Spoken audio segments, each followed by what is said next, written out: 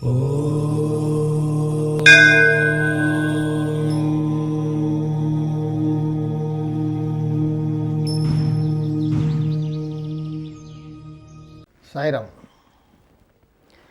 దశ దిశ. దశ అంటే మన గ్రహస్థితి, దిశ అంటే వాస్తు,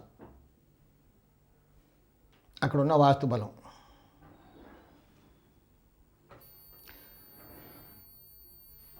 దశ ఏం చెప్తుంది మనకు అంటే జ్యోతిష్ శాస్త్రం. జ్యోతిష్ శాస్త్రం కూడా అనంతం, ఒక మహాసముద్రం. ఎప్పుడెప్పుడు ఏం జరుగుతుంది, పరిస్థితులు ఎలా ఉంటాయి,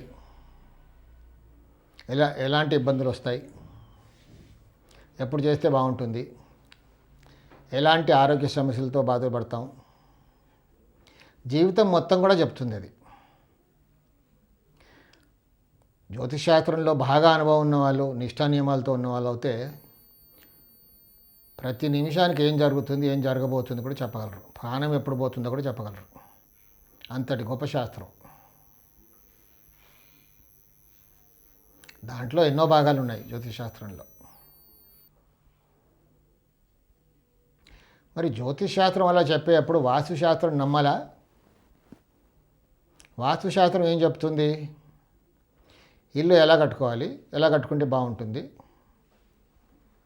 ఎలా జీవితాన్ని సుఖమయం చేసుకోవచ్చు, డబ్బులు రావట్లేదు, డబ్బులు వచ్చేలాగా ఎలా చేసుకోవాలి, ఆర్థిక ఇబ్బందుల నుంచి బయటపడాలంటే ఎలాంటి వాస్తు కట్టుకోవాలి, ఎలాంటి మార్పులు ఉండాలి, ఎలాంటి వాస్తు ఉంటే ఎలాంటి ఆరోగ్య సమస్యలు వస్తాయి, కోర్టు కేసులు ఎందుకు వస్తాయి, ఇంట్లో చికాకులు, అస్తమానం పోట్లాడుకోవడం, వైఫ్ అండ్ హస్బెండ్ డైవర్స్ వరకు వెళ్ళిపోవడం, అంటే ఎలాంటి దోషాలు ఉంటే ఇలా జరుగుతాయి, జీవితాన్ని ఎలా సుఖమయం చేసుకోవాలి అనేది వాస్తు శాస్త్రం చెప్తుంది. అలా జరుగుతుంది కూడా. ఊరికే చెప్పడమే కాదు, మార్పులు చేసుకునే వాళ్ళకి ఆ రిజల్ట్స్ కూడా వస్తున్నాయి. సో మరి ఇప్పుడు చాలామందికి ఉన్న డౌట్ ఏంటంటే, జ్యోతిష్ శాస్త్రాన్ని నమ్మాలా లేకపోతే వాస్తు శాస్త్రాన్ని నమ్మాలా? సింపుల్గా చెప్పాలంటే రెండు నమ్మాలి, రెండు శాస్త్రాలే. మరి జ్యోతిష్ శాస్త్రం మొత్తం మన లైఫ్ అంతా చెప్పేస్తుంది కదా, ఎప్పుడేం జరుగుతుందో, ప్రాణం ఎప్పుడు పోతుందో కూడా తెలుసుకోవచ్చు అందులో. సిద్ధార్థుని గురించి ఎప్పుడో చెప్పారు, బుద్ధుడుగా మారిపోతాడని. ఎన్ని కేర్ తీసుకున్నా ఆఖరికి మారిపోయాడు కదా బుద్ధుడు. అంటే జ్యోతిష్ శాస్త్రం అంత కరెక్ట్గా చెప్పగలిగింది, చెప్తుంది కూడా. ఇప్పుడు బాగా వర్షం పడుతుంది, ఏం చేస్తాం? గొడుగు పట్టుకుంటాం. బాగా ఎండగా ఉంది, కొంచెం మనం చేయి పెట్టుకొని ఇలా కాపాడుకుంటాం. బాగా వేడిగా ఉంది రూమ్లో, విసిన కర్రతో ఒప్పుకుంటాం ఆ రోజుల్లో, ఎలక్ట్రిసిటీ లేనప్పుడు. తర్వాత ఫ్యాన్ వచ్చింది, ఫ్యాన్ వేసుకుంటాం. లేదు ఇంకాస్త డబ్బు ఉంది, సదుపాయం ఉంది, ఏసీ వేసుకుంటాం. అంటే ఎఫర్ట్ పెట్టాం, సుఖం కూడా, కంఫర్ట్ కూడా మిగిలింది. లేదు ఇప్పుడు ఎండాకాలం వేడిగానే ఉంటుందని మూర్ఖంగా ఊరుకోలేదు కదా మనం. ఆల్టర్నేటివ్ కూడా క్రియేట్ చేసుకున్నాం. జబ్బు వచ్చినప్పుడు ఏం చేస్తాం? డాక్టర్ గారి దగ్గరికి వెళ్తాం, ట్రీట్మెంట్ తీసుకొని బాగవుతాం. లేదు జ్యోతిష్యం ప్రకారం నాకు ఈ జబ్బులు వస్తాయని రాసింది అని ఊరుకోం కదా, ట్రీట్మెంట్ తీసుకుంటాం. ఆ రోజుల్లో ఆయుర్వేదం అదొక వేదం, అది కూడా ఒక మహాసముద్రం, అనంతం.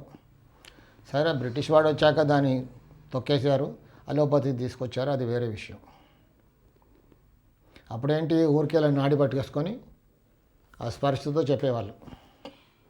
ఆయుర్వేదంలో వాతం, పిత్తం, కఫం, ఈ మూడిట్లో బ్యాలెన్స్ క్రియేట్ చేస్తే ఆరోగ్యం బాగుండేది. సో వాటికి కావాల్సిన మందులు, ఆకుల అలములతో ఆయుర్వేదం, న్యాచురల్ ట్రీట్మెంట్. తర్వాత అలోపతి. అలోపతిలో కూడా ఇట్స్ సైంటిఫిక్ ఇన్వెస్టిగేషన్స్. అంటే ఒకప్పుడు ఏంటి, doctors, family doctors symptomatic treatment చేసేవాళ్ళు చూసి. ఇప్పుడు కన్స్యూమర్ ఫోరం వచ్చింది కాబట్టి ట్రీట్మెంట్ అంతా కూడా బేస్డ్ ఆన్ ఫైండింగ్స్. చిన్నదానికి కూడా బ్లడ్ రిపోర్ట్ కావాలి, యూరిన్ రిపోర్ట్ కావాలి, అందులో ఏముంది ఏం బాగాలేదు చూసి ట్రీట్మెంట్. ఇట్స్ వెరీ సైంటిఫిక్, కాదని లేము. సో సింటమాటిక్ ట్రీట్మెంట్ అంటూ లేదు, ప్రతిదానికి కూడా ఫైండింగ్స్ రిపోర్ట్ బేస్ చేసుకొని ట్రీట్ చేస్తున్నారు, మనం బాగా అవుతున్నాం కూడా. సరే, ప్రతిదానికి ప్రతి మందుకు సైడ్ ఎఫెక్ట్ ఉంటుంది, అది వేరే విషయం. అలాగే జ్యోతిష్ శాస్త్రాన్ని మనం అంటే నేను అలా ట్రీట్ చేస్తాను. జ్యోతిష్ శాస్త్రాన్ని మనం డయాగ్నోసిస్గా తీసుకోవాలి, ఇన్వెస్టిగేషన్స్. వాస్తు శాస్త్రాన్ని ట్రీట్మెంట్. జ్యోతిష్ శాస్త్రంలో కొంతమంది వాస్తు చూపించుకుంటారు, కానీ ఇంట్లో మార్పులు ఏం చేయరు. వాస్తు బాగాలేదని తెలుసు, వేరే ఇంట్లోకి మారిపోవాలని తెలుసు, కానీ కుదరదు. కొన్నాళ్ళకి జరుగుతుంది, అన్నాళ్ళకి అందరూ బాధపడుతూనే ఉంటారు. అంటే ఆ సమయం రాలేదు, ఆ గ్రహాలు అలా ఉన్నాయి. సో అంతవరకు ఏం చేయాలి? అలోపతిలో ఇప్పుడు ఎవరైనా సర్జరీ అవసరం ఉంది, కానీ పేషెంట్కి బీపీ ఉంది, డయాబెటీస్ కూడా ఉంది. So sugar levels first control చేస్తారు, బీపీ కంట్రోల్ చేస్తారు, తర్వాతే సర్జరీ. లేదు ఊరికే అలా సర్జరీ చేస్తే టేబుల్ పైనే స్వాహ అంటాడు, అంతే కదా. సో అలాగే వాస్తువులో కూడా ఎలా ట్రీట్మెంట్ అంటే, దశ ఎలా ఉంది చూసి, ఎప్పటివరకు టైం బాగలేదు దానికి ఇంకా ఫిజియోథెరపీ కూడా ఉంది కదా, అలాగే యంత్రశాస్త్రం, మంత్రశాస్త్రం, పూజ, జపాలు, హోమాలు, వాస్తుశాంతులు, ఇవన్నీ కూడా ఒక్కొక్కటి డిఫరెంట్ కేటగిరీస్. అలా చేస్తూ చేస్తూ షుగరు బీపీ కంట్రోల్ చేసినట్టుగా మిగతా పరిస్థితులన్నీ కూడా ఒక కంట్రోల్లోకి వస్తాయి. తర్వాతే ఒక మంచి ఇంట్లోకి వెళ్ళడము, లేకపోతే అక్కడ మార్పులు చేసుకోవడము, అలాంటి పరిస్థితులన్నీ కూడా అనుకూలంగా వస్తాయి. సో మనం ఎప్పుడు కూడా ఎఫర్ట్ పెట్టాలి. ఊరికే జ్యోతిష్ శాస్త్రంలో అలా రాసి ఉంది, జరక్కమా అనేది ఊరుకోకూడదు. మనం ట్రీట్ చేసుకుంటాం కదా డాక్టర్ గారి దగ్గరికి వెళ్ళి ఫైండింగ్స్. అలాగే దీంట్లో కూడా ఒక మార్పు చేసుకోవడానికి వీలు అవ్వట్లేదు అన్నప్పుడు ఓ స్టెప్ బై స్టెప్ ఫాలో అవ్వాలి. బీపీ షుగర్ కంట్రోల్ చేసినట్టుగా అక్కడ ఏది చేస్తే బాగుంటుంది ఆ ఇంట్లో అంటే బాగా అనుభవం ఉన్న వాస్తు కన్సల్టెంట్ అది చెప్పగలడు. నేనైతే అలాగే ట్రీట్ చేస్తూ ఉన్నాను కూడా, రిజల్ట్స్ కూడా మంచిగా వస్తున్నాయి.